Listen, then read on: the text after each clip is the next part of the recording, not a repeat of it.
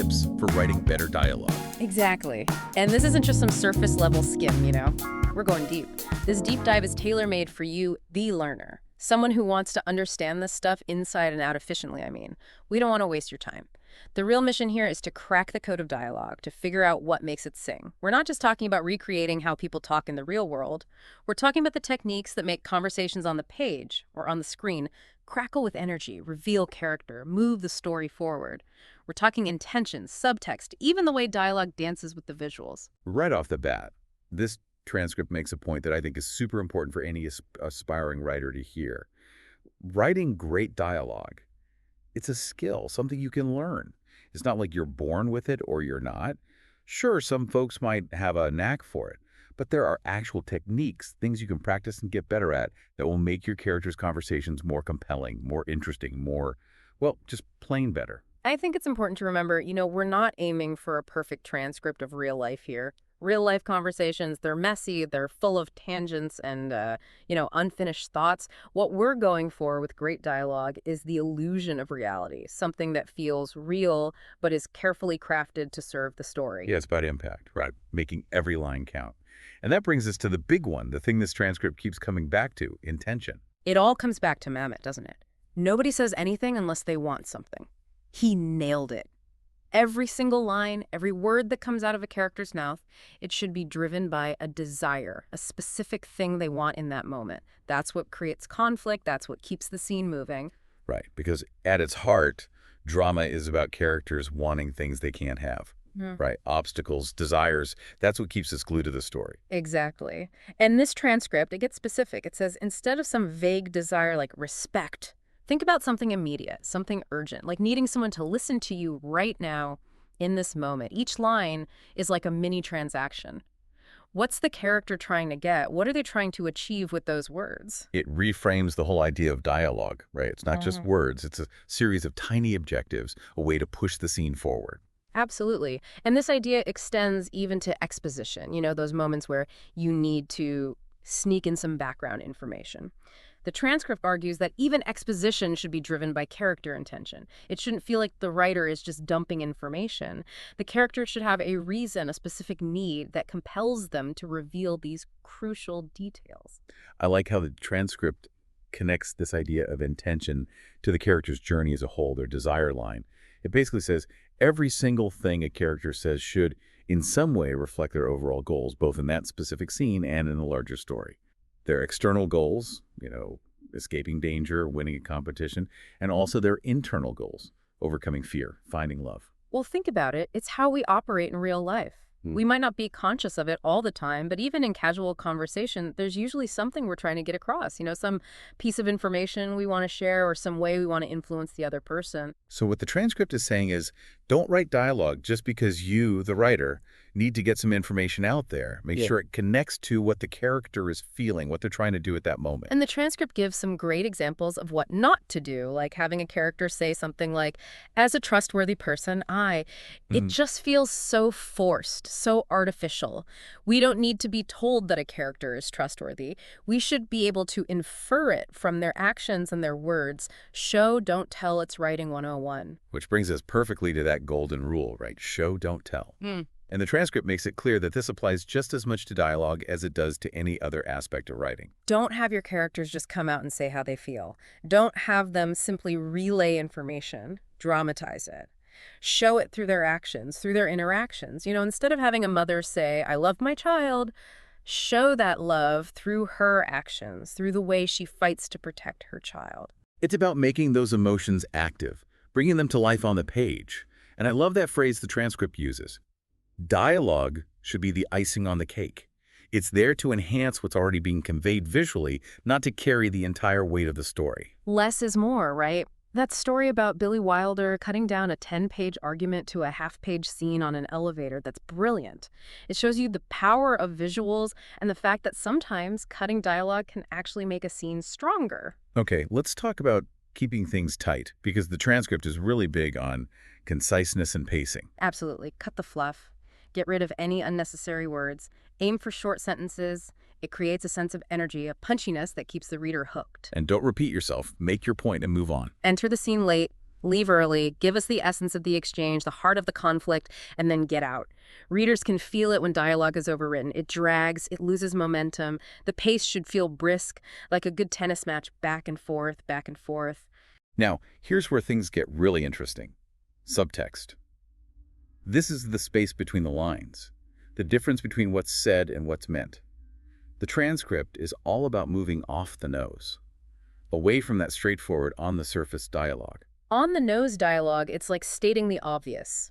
It's telling, not showing. It doesn't engage the reader's imagination. But when you move off the nose, you start implying things. You hint, you suggest. That example of, would you like to have a cup of coffee with me? Such a simple line, but it could carry so many different meanings depending on the context, on the subtext. Right. It's about reading between the lines, picking up on those unspoken cues. And the transcript highlights irony as a great tool for creating subtext. Saying the opposite of what you mean, it adds this whole other layer of meaning. The transcript talks about finding that balance between writing dialogue that feels real, like something people would actually say, and making sure the audience understands what's going on. You don't want to be so subtle that the meaning gets lost, but you also don't want to spoon-feed everything to the audience. Subtext is what makes dialogue interesting, what makes it thought-provoking. And I love how the transcript explains subtext in terms of action. Think of the underlying verb, the action that's driving the line. Is the character attacking, defending, persuading? It's not just about the words themselves, it's about the intention behind the words. And the transcript cautions against writing dialogue that's emotionally neutral, just flat explanation. Every line should have a charge, a sense of purpose. I love that metaphor of the creme brulee, right? The context is the plate, the subtext is the creamy custard underneath, and the text, the actual words, are the crisp, caramelized top. It's a great way to visualize those different layers. And that idea that the most interesting characters are often unaware of their true motivations, that's gold. It means there's always more going on beneath the surface. Absolutely. It's like an iceberg, right? You see the tip, but there's so much more hidden below. And remember, some text isn't just about the dialogue itself. It's also about how the dialogue interacts with the action, with the visuals. It's about the context. Okay, let's talk about some of the common pitfalls the transcript points out. First up, talking heads. You know those scenes where characters just sit around and talk, and it feels static, like nothing is happening? Avoid those endless question and answer sessions. They're boring, and they tend to be very on the nose. Don't pad your pages with repetitive dialogue. Get to the point. Don't over-explain. Trust your audience to put the pieces together. Every line of dialogue should either reveal something about character or move the plot forward. If it's not doing one of those things, cut it. And be careful with those bumper sticker lines, those catchy quotable lines that sound great on their own but don't really fit the character or the situation. And don't force jokes that don't feel organic to the character's voice. Speaking of character voice, that's another crucial element the transcript emphasizes. Every character should sound distinct, right? You should be able to tell who's speaking just by reading their lines. Think about the way they use language, their vocabulary, their sentence structure, their rhythm. Even little verbal tics or catchphrases, all of these contribute to a unique voice. And consider their background, their education, their personality. I love that suggestion to actually act out the dialogue as you write.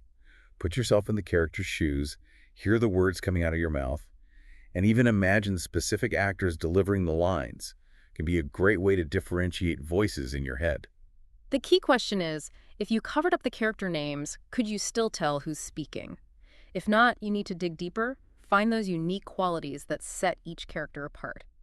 And don't be afraid to use dialects and slang when it's appropriate. Just make sure you do your research and get it right. The transcript makes the point that good dialogue writers are, above all, good listeners. Pay attention to how people talk in real life, to their rhythms and inflections, to the little pauses and hesitations. Jot down interesting phrases you overhear. Observe the way people use body language to communicate. It's all about absorbing the music of human interaction, tuning your ear to the subtle nuances of conversation. And once you've got that dialogue down on paper, the transcript strongly recommends reading it out loud. And even better, doing a table read with other people. It's amazing how hearing the words spoken can reveal what works and what doesn't. A fresh pair of ears can pick up on things you might have missed. Actors, especially, can give you valuable feedback on whether the dialogue feels authentic to the character. The transcript even talks about dialogue as music, about the importance of sound and rhythm. And contrast is key. If all your characters sound the same, it gets monotonous. Pairing a character who speaks formally with one who's more slangy, that creates a dynamic that keeps the audience engaged. And don't forget about conflict. It doesn't have to be a screaming match, but there should always be some underlying tension, some push and pull between characters. Absolutely. And I love that point about characters surprising you. Sometimes they start saying things you didn't expect, and that can actually lead you to a deeper understanding of who they are. Let them speak and listen to what they have to say. Dialogue needs to be tailored to the genre, right? A fast-paced comedy is going to have a different rhythm and energy than a slow-burn thriller. And the time period is important too. Do your research, make sure the language feels authentic to the era. It's all about specificity. The more specific you can be with your dialogue, the more believable and engaging it will be. And remember, writing dialogue is an iterative process. Draft it, get feedback, revise, repeat. Always be questioning every line. Does it serve the character? Does it move the story forward?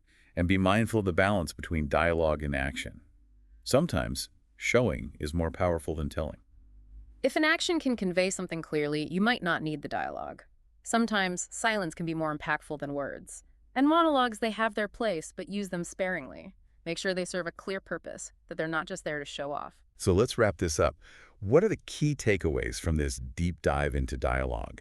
It's about understanding your character's intentions, using subtext to add depth and intrigue, showing rather than telling, being concise and cutting to the chase, giving each character a unique voice, and, most importantly, being a student of human interaction.